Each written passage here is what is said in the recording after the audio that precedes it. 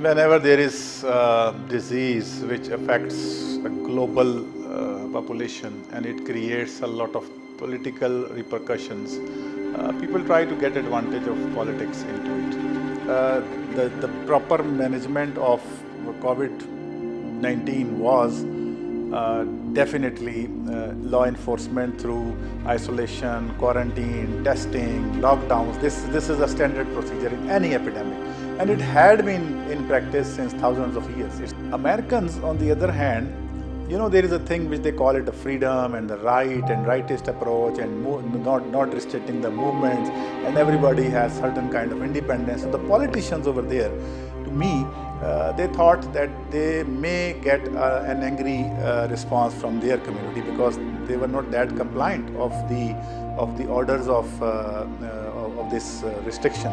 You are afraid of mutiny, and you are afraid of a lot of state, anti-state things over there. So the politicians over there, they misread the situation.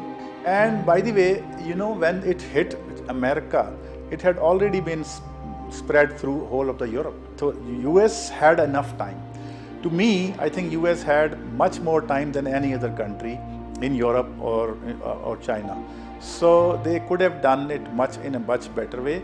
But because of the this kind of approach of giving the choice to the people, and people didn't obey that, the bars were open, the hotels were open, the schools were open. So when it spread to a level, then even the restrictions couldn't help. You know what happened in New York, and even there was a politics within states versus federal. So one thing which happened in US was federal versus state disparity.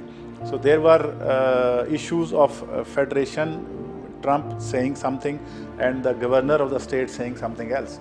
And we had witnessed a lot of news stories and news debates.